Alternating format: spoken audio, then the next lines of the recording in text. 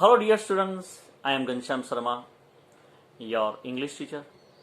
આજે આપણે ચર્ચા કરવાના છીએ ધોરણ 10ના આપણા અગત્યના ટોપિક ઉપર. ટોપિક ગ્રામરનો છે અને ટોપિકનું નામ છે એક્ટિવ પેસિવ વોઇસ. આ ટોપિક ખૂબ જ અગત્યનો ટોપિક છે. આ ટોપિકને સમજવા માટે આપણી પાસે કાળનું એટલે કે ટેન્સનું નોલેજ હોવું જરૂરી છે. ટેન્સ આપણને જેટલા ક્લિયર હશે, જેટલા આપણે વધુ એને સારી રીતે સમજી શકતા હોઈશું, એટલું જ આ ટોપિક આપણને સરળ પડશે. તો મિત્રો, શરૂઆત કરીએ. ટાઇટલ છે આપણું active passive voice. Active voice કહેતા કર્તરી પ્રયોગ, પેસિવ વોઇસ કહેતા કર્મણી પ્રયોગ. પ્રયોગ માને કે વાક્ય રચના, કર્તરી વાક્ય રચના અને કર્મણી વાક્ય રચના. સૌથી પહેલા આપણે ચર્ચા કરવાના છીએ એક્ટિવ વોઇસની. તો એક્ટિવ વોઇસ એટલે શું? કર્તરી પ્રયોગ એટલે શું? કેવા પ્રકારની વાક્ય રચનાને આપણે કર્તરી પ્રયોગ તરીકે ઓળખીએ છીએ? સૌપ્રથમ આપણે તેની વ્યાખ્યા જોઈએ. કર્તરી પ્રયોગ એટલે કે એક્ટિવ વોઇસ. એક્ટિવ વોઇસ એટલે કે એવું વાક્ય કે જેમની વાક્યની શરૂઆત મૂળ કર્તાથી થઈ હોય, બીજું સ્થાન ક્રિયાપદનું હોય અને ત્રીજું સ્થાન કર્મ કહેતા ઓબ્જેક્ટનું હોય. ફરીથી ધ્યાન આપજો. કર્તરી પ્રયોગ એટલે કે એક્ટિવ વોઇસ એવા પ્રકારનું વાક્ય કે જે વાક્યની શરૂઆત સબ્જેક્ટ કહેતા કર્તાથી થઈ હોય, બીજું સ્થાન વર્બ કહેતા ક્રિયાપદનું હોય, ત્રીજું સ્થાન ઓબ્જેક્ટ કહેતા કર્મનું હોય. આ પ્રકારનું વાક્ય એ કર્તરી પ્રયોગનું વાક્ય છે. બીજી રીતે જોઈએ તો અહીંયા આગળ કર્તાને વધારે મહત્વ આપવામાં આવ્યું છે. કેમ મહત્વ આપવામાં આવ્યું છે? કારણ કે એ ક્રિયાનો કરનાર છે, ક્રિયા એના દ્વારા થાય છે, માટે તેને વિશેષ મહત્વ, પ્રાધાન્ય આપવામાં આવ્યું છે. માટે તેને પ્રથમ સ્થાન આપવામાં આવ્યું છે. કર્તાને પ્રથમ સ્થાન આપવામાં આવ્યું છે, બીજું સ્થાન ક્રિયાપદનું છે, ત્રીજું સ્થાન કર્મનું છે. આ પ્રકારની વાક્ય રચના એ કર્તરી પ્રયોગની વાક્ય રચના છે. તો વાક્યમાંથી સબ્જેક્ટને ઓળખવા માટે શું કરીશું? તો ક્રિયાપદને હું વડે જ્યારે આપણે પ્રશ્ન પૂછીએ અને જે જવાબ મળે તે આપણો કર્તા છે, તે આપણો સબ્જેક્ટ છે. તે જ પ્રમાણે વાક્યમાં ઓબ્જેક્ટ કહેતા કર્મનું સ્થાન શોધવા માટે શું કરીએ? તો કે છે ક્રિયાપદને વોટ વડે જો પ્રશ્ન પૂછીએ અને જે જવાબ મળે તે આપણું ઓબ્જેક્ટ કહેતા કર્મ છે. ફરીથી સમજી લેજો મિત્રો. જે વાક્યની શરૂઆત કર્તાથી થઈ હોય, બીજું સ્થાન ક્રિયાપદનું હોય. ક્રિયાપદ એટલે કે સકર્મક ક્રિયાપદ. ક્રિયાપદનું સકર્મક રૂપ હોવું જરૂરી છે. સકર્મક એટલે કે કર્મ સાથેનું. અકર્મક ક્રિયાપદનો સમાવેશ કર્તરી પ્રયોગમાં થતો નથી. તેનું કર્મણીમાં રૂપાંતર કહેતા પેસિવ વોઇસમાં રૂપાંતરણ પણ થતું નથી. એટલે આપણા ક્રિયાપદનું સકર્મક રૂપ એટલે કે કર્મ સાથેનું રૂપ હોવું આવશ્યક છે. તો વાક્યમાં કર્તા પ્રથમ સ્થાને હોય, ક્રિયાપદનું સ્થાન બીજું હોય અને ત્રીજું સ્થાન કર્મનું હોય.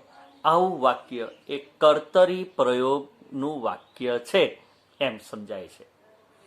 તો કર્તરી પ્રયોગમાં આટલી ઇન્ફોર્મેશન ઇનફ છે. આનાથી વિશેષ આપણે કર્તરી પ્રયોગની અંદર એટલે કે એક્ટિવ વોઇસની અંદર આપણે બીજું કશું ખાસ યાદ રાખવાની જરૂર નથી. પરંતુ હવે અગત્યનો ટોપિક શરૂ થાય છે પેસિવ વોઇસ. આપણે કરવાનું છે શું? તો કે છે એક્ટિવનું પેસિવમાં રૂપાંતર કરવાનું છે. તો એક્ટિવનું પેસિવમાં રૂપાંતરણ કેવી રીતે કરવું એ હવે જોઈએ. તો એને સમજતા પહેલા સૌ પ્રથમ પેસિવ વોઇસ કહેતા કર્મણી પ્રયોગ એટલે શું એ જોવું પડે. તો પેસિવ વોઇસ કર્તરી પ્રયોગમાં કર્તા પ્રધાન હતો, કર્મણી પ્રયોગમાં કર્મ પ્રધાનમાં છે. પ્રધાન સ્થાન એટલે કે પ્રથમ સ્થાન હોવું, વધારે પ્રાધાન્ય આપવું. કર્મણી પ્રયોગમાં કર્મને વિશેષ મહત્વ આપવામાં આવ્યું છે. એટલે કે પ્રથમ સ્થાન કર્મ છે, બીજું સ્થાન ક્રિયાપદનું છે અને ત્રીજું સ્થાન કર્તાનું બનશે. તો એનો મતલબ એ થયો કે કર્તા અને કર્મનું સબ્જેક્ટ અને ઓબ્જેક્ટનું સ્થાન પરિવર્તન એટલે કે કર્મણી પ્રયોગ, પેસિવ વોઇસ. ફરીથી સમજી લેજો. કર્તા અને કર્મનું સ્થાન પરિવર્તન એટલે કે પેસિવ વોઇસ કહેતા કર્મણી પ્રયોગ. હવે કર્તરી પ્રયોગનું કર્મણી પ્રયોગમાં, એક્ટિવ વોઇસનું પેસિવ વોઇસમાં રૂપાંતરણ કેવી રીતે કરવું એના 5 સ્ટેપ છે. એ 5 સ્ટેપ આપણે જેટલા તૈયાર કરીશું, એ 5 સ્ટેપને જેટલા આપણે ફોલો કરીશું, એટલું વધુ સારી રીતે આપણે આ ટોપિકને સમજી શકીશું. એક્ટિવ વોઇસનું પેસિવ વોઇસમાં રૂપાંતર કરવા માટે 5 સ્ટેપ છે. એ 5 સ્ટેપને આપણે ફોલો કરીશું તો આપણે આરામથી કોઈ પણ વાક્યનું પેસિવમાં રૂપાંતરણ કરી શકીશું. જેમ આપણે કોઈ મેથ્સનો કોઈ દાખલો આપણે જ્યારે ગણતા હોઈએ ત્યારે જેમ સ્ટેપ બાય સ્ટેપ જઈએ તો આપણે જવાબની વધુ નજીક જઈ શકીએ, જવાબ સાચો પડે. એ જ રીતે અહીંયા પણ એમ છે. તો અહીંયા આગળ 5 સ્ટેપને આપણે ફોલો કરવાના છે. તો પહેલું સ્ટેપ છે વાક્યના, યાદ રાખજો, વાક્યના મૂળ કર્મને કર્તાને સ્થાને મૂકવું. કર્મ કહેતા ઓબ્જેક્ટને આપણે સબ્જેક્ટની જગ્યાએ મૂકી દેવાનું છે. આ પહેલું સ્ટેપ. બીજું સ્ટેપ છે વાક્યનો કાળ ઓળખીને કયા કાળનું વાક્ય છે એ ઓળખી લેવાનું. પછી તેના વચન પ્રમાણે, વચન કહેતા સિંગ્યુલર કાં તો પ્લુરલ જે પણ હોય એ પ્રમાણે એનું ટુ બીનું રૂપ મૂકવું. આપણો કર્તા સિંગ્યુલર હોય તો સિંગ્યુલર ટુ બીનું રૂપ, પ્લુરલ હોય તો પ્લુરલ ટુ બીનું રૂપ મૂકી દેવું. આ બીજું સ્ટેપ. ત્રીજું સ્ટેપ, જે પણ ક્રિયાપદ હોય એ ક્રિયાપદનું ભૂત કૃદંત કહેતા પાસ્ટ પાર્ટિસિપલ V3 મૂકવું. આ ખાસ યાદ રાખવાનું. અહીં આગળ પેસિવ રચનામાં કોઈ પણ કાળ હોય એનું જ્યારે પેસિવ રચનામાં તેનું રૂપાંતર કરીએ ત્યારે V3 નું રૂપ એટલે કે ક્રિયાપદનું ભૂત કૃદંતનું રૂપ મૂકવામાં આવે છે. ચોથું સ્ટેપ, બાય દ્વારા કર્મને જોડવામાં આવશે. પાંચમું સ્ટેપ, લાસ્ટ સ્ટેપ, આપણો જે મૂળ કર્તા છે, સબ્જેક્ટ છે, તેને ઉઠાવીને લાસ્ટમાં એટલે કે કર્મના સ્થાને, ઓબ્જેક્ટના સ્થાને મૂકી દેવું. તો આ 5 સ્ટેપ તમારે યાદ કરી લેવાના. મેં જે આજે મટીરિયલ તમને સેન્ડ કર્યું છે એ મટીરિયલની અંદર આ બધી બાબતો મેં વિગતે લખી છે અને તમે તમારા હોમવર્કની અંદર તમારા ચોપડામાં પણ લખી છે. પરંતુ આપણે લખવા પૂરતું સીમિત નથી રાખવાનું, આપણે એને શીખવાનું પણ છે, તૈયાર પણ કરવાનું છે. તો આ 5 સ્ટેપ ઉપર આપણો આધાર રહ્યો છે. તો આ 5 સ્ટેપ ખાસ તૈયાર કરજો. હવે બીજી આગળ આપણે વાત કરીએ તો આ તો થયું એના સ્ટેપ. બીજું એની અંદર કઈ કાળજી રાખવાની છે તો કે છે જ્યારે આપણું એક્ટિવમાંથી પેસિવમાં રૂપાંતર કરીએ ત્યારે આપણો કર્તા કહેતા આપણો સબ્જેક્ટ જો પ્રોનાઉન કહેતા સર્વનામ હશે તો તેનું રૂપાંતર જ્યારે પેસિવમાં કરીશું ને ત્યારે તેનું કર્મણી વિભક્તિનું રૂપ મૂકવામાં આવશે. એનો મતલબ એ થયો કે જ્યારે આપણો કર્તા આપણો આઈ હશે ત્યારે પેસિવમાં રૂપાંતર કરીએ ત્યારે તે બાય મી બની જશે. આઈનું બાય મી, વી હશે તો બાય અસ બનશે, યુ નું બાય યુ, હી નું બાય હિમ, શી નું બાય હર, ઇટ નું બાય ઇટ, ધે નું બાય ધેમ બનશે. તો આ કેટલીક બાબતો જે છે આપણે યાદ રાખવાની છે અને આ બાબતો આપણે યાદ રાખીશું તો વધુ સારી. તો મિત્રો, આપણે જે આ ટોપિક વિશે જાણકારી મેળવી એને આપણે ઉદાહરણ સ્વરૂપે આગળ વધારીએ તો એક વાક્ય આપણે જોઈએ. Rahul place cricket every day.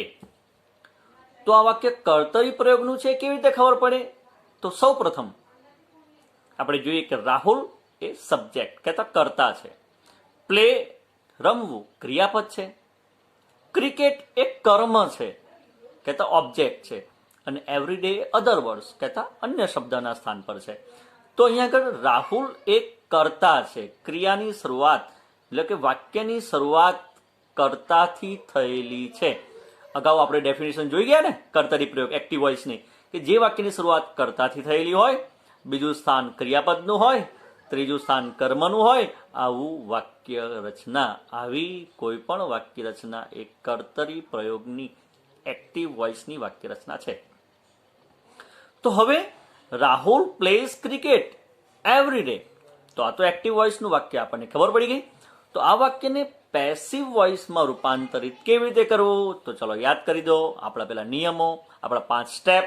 એ 5 સ્ટેપને આપણે ચલો ફોલો કરીએ. પેલું સ્ટેપ કયું છે? તો વાક્યના મૂળ કર્મને કર્તાને સ્થાને કહેતા પ્રથમ સ્થાને મૂકવું. તો આપણો કર્મ કોણ છે? તો ક્રિકેટ. તો ક્રિકેટ આપણે પહેલા સ્થાન પર લખી દીધું, ક્રિકેટ. ચલો બીજું સ્ટેપ કયું છે? તો કે છે વાક્યનો કાળ ઓળખીને વચન પ્રમાણે તેનું ટુ બી નું રૂપ મૂકવું. તો અહીં આગળ વાક્યનો કાળ કયો થયો? Rahul place cricket. તો કાળ ઓળખવા માટે આપણી ક્રિયાપદ છે જ, તો ક્રિયાપદને એસ લગાવેલો છે તો તરત જ ખબર પડી જાય કે આ તો સાદો વર્તમાન કાળ થયો, કારણ કે ક્રિયાપદને એસ કે ઈએસ ફક્ત ને ફક્ત સિમ્પલ પ્રેઝન્ટ ટેન્સની અંદર જ મૂકવામાં આવે છે, બાકી કોઈ કાળની અંદર મૂકવામાં આવતું નથી. તો આપણે તરત ઇઝી થઈ ગયું કાળને ઓળખવાનું. કાળને હંમેશા ઓળખવું હોય તો ક્રિયાપદ ઉપર જોઈ લેવાનું. ક્રિયાપદ કયું છે, કયું રૂપ છે? V1 છે, V2 છે, V3 છે કે કોણ છે? એના આધારે આપણે ઓળખી શકીશું કે ભાઈ આ કયો કાળ છે. તો અહીંયા આગળ સિમ્પલ પ્રેઝન્ટ ટેન્સ છે, તો સિમ્પલ પ્રેઝન્ટ ટેન્સના ટુ બી નું રૂપો એમ, ઇઝ, આર. તો ક્રિકેટની સાથે આપણે ઇઝ મૂકીશું. ત્રીજું સ્ટેપ, ક્રિયાપદનું ભૂતકૃદનનું રૂપ મૂકવું, કહેતા V3 મૂકવું, બરાબર. તો પ્લેનું V3 કયું થશે? પ્લે. Cricket is played. ચોથું સ્ટેપ બાય મૂકવાનું છે, બાય. પાંચમું સ્ટેપ આપણો કર્તા કર્મને સ્થાને મૂકવાનો છે. કર્તા કોણ છે? રાહુલ. તો Rahul by Rahul. Last other words છે એ પાછળ મૂકી દીધું, એવરી ડે. તો આપણો જવાબ બન્યો cricket is played by Rahul every day. ખૂબ જ સરસ છે બેટા.